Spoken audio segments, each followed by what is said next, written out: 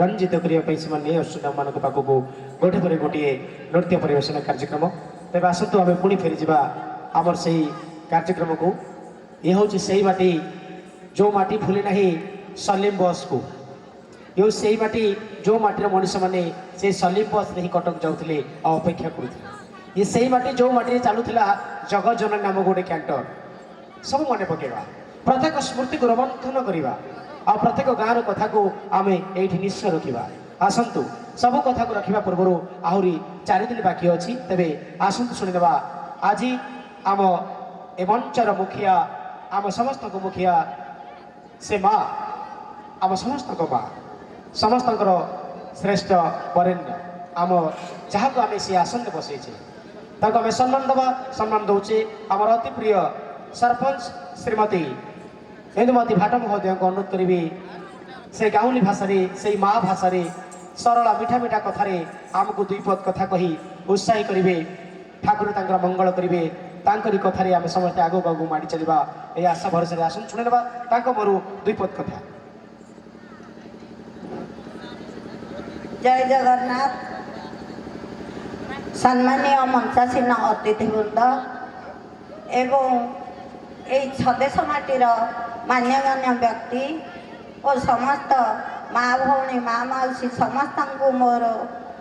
नमस्कार और छोट छोट पिला मानकु मोर हार्दिक अभिनंदन। आज ये जो महोत्सव होची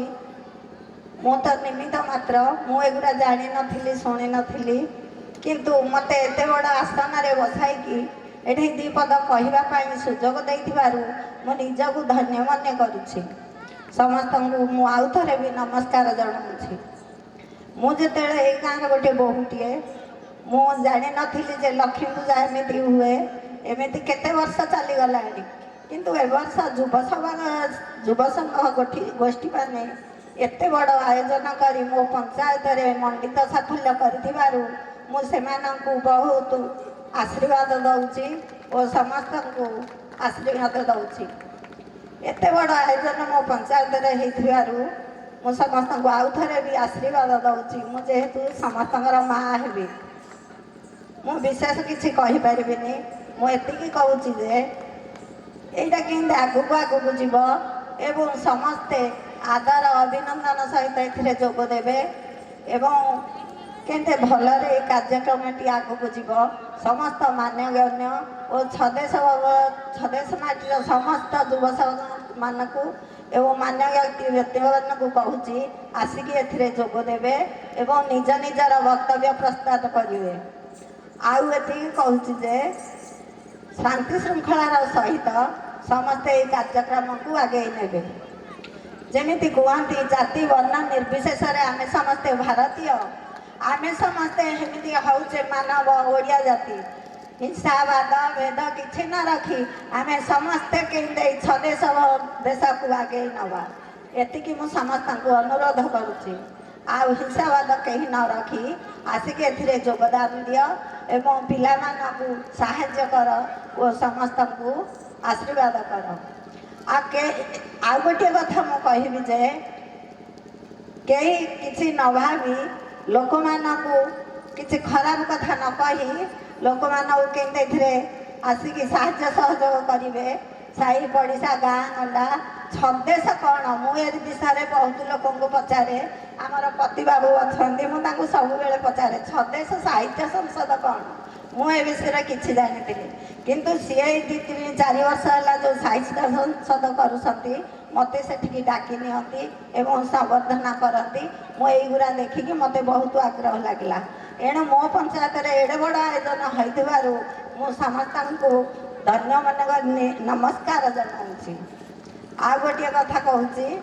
गंडगोल फंडगोल किसी न करी केंद्र भले आग को जीवा यहाँ समस्त को मोर अनुरोध एवं मुझे कही मो वक्तव्य शेष करुँच। बहुत बहुत धन्यवाद। सतरे माँ सब माँ होता है आज माटी कांदुची ए माटी कांदुची गोटाए माँ 5-5 छुआ को मनीष करुला बेले गोटाए माँ निज पेट को काटी निज पेट को गोटी छटा पिला को मनुष्य करथिला बेले आज छटा पिला से माँ को गोटे खाइबा को दे पारुना मुंदे तोराणी दे पारुना टिके रहिबा को जागा दे पारुना बड़ दुख आ प्रत्याशार कथा किंतु जुग बदलुची पुणी समस्ते संस्कृति परंपरा को जाबुड़ धरले आज आपण जो कथा रखिले से कथा निश्चय रक्षा हे कारण आपण अंचल पुओ मैंने आपण अंचल ये युवक मैंने आज जागृत होती आज उठी से भीतर थी मनुष्य पड़िया को आज परिचय भाव में आग को प्रस्फुटित करते हे माँ आपणकर आदेश से धार्य हम ए महोत्सव आग को जीव बहुत आग को जीव सारा ढेंकानाल नुहे सारा ओडिशा रे यार बासना को प्रस्फुटित कर मात्र सन्देह ना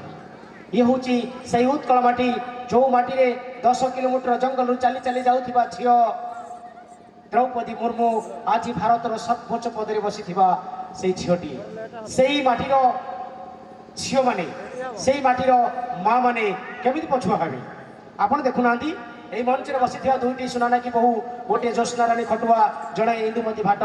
नुआ नुआ कर ओढ़ुना दे से बहु साजी आसी घर को केते लाज सुहाग नहीं केते देढ़शुर ननद जा शाशु शशुर कथा भावी डरी डरी थे रुले रोसे करुले समस्त खाइला पर खाऊले बड़े भल न बड़े भल निज दुख को साउंड रोते कि आज एरुणी बंधर आग को आसी छदेश अंचल ए बड़ माटी को से मुंडे तार दायित्व नहीं आज से मंचर अग्रभाग रही प्रत्येक मंचर मुख्य अतिथि हो प्रत्येक आसन को जाबुड़ी धरी देखु एत सुंदर भाव में आमको मार्गदर्शन करुँच माटीर गाथा नुहे यह कौन ए संस्कृति परंपरा नुहे यह कौन ए माटीर प्रस्फुटित से जो कथा अमृत धारा नुहे सतरे हे माँ तुम्हें जुग जुग धरी पूजनिया तुम्हें जुग जुग धरी पूजनिया से जगदम्बा से जगत जननी से माँ समत घंट गोटे रखु सब माँ मानकर मंगल करूँ एवं आशीष तले कानी तले आम भली पुओ मैंने झील मैंने बास करू सुख पाऊ एवं निरोग रहू तेबे जाए महोत्सव आग को जीव आसतु दर्शक बंधु आम गहन आउ जड़े वरेण्य वरिष्ठ निच्छक सरल मनीषटीए भद्र मनीषटीए मुहर शुणी ना दुई पद अंतिम सभाषण श्रीजुक्त रविनारायण राउत महोदय को अनुरोध करी ए शेष में आमको दुई पद कहे और आम तापर सांस्कृतिक कार्यक्रम को जाई आज कार्यक्रम समापन करवा आसतु शुणी ना दुई पद कथा आज छदेश महोत्सव मंच पर उपस्थित वरेण्य अतिथिवृंद एवं छदेश अंचल भाई और भौणी मैंने आमर जो महोत्सव उद्योक्ता तथा सहयोग तथा युव बाहिनी समस्त मोर विनम्र निवेदन प्रणाम जहाँ यहाँ गोटे सुंदर प्रोग्राम कर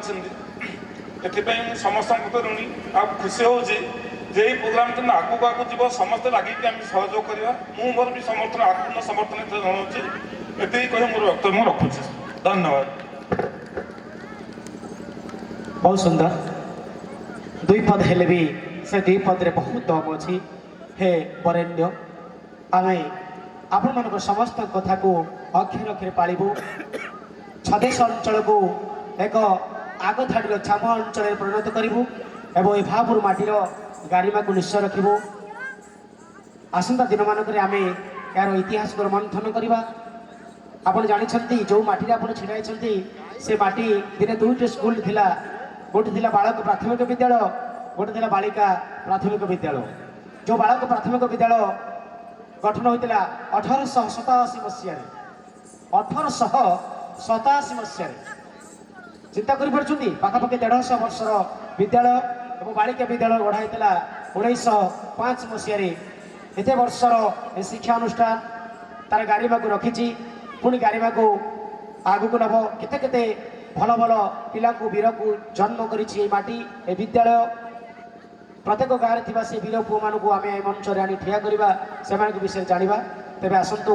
ए कार्यर अंतिम प्रहर में आम देखी ना एक सुंदर सांस्कृतिक कार्यक्रम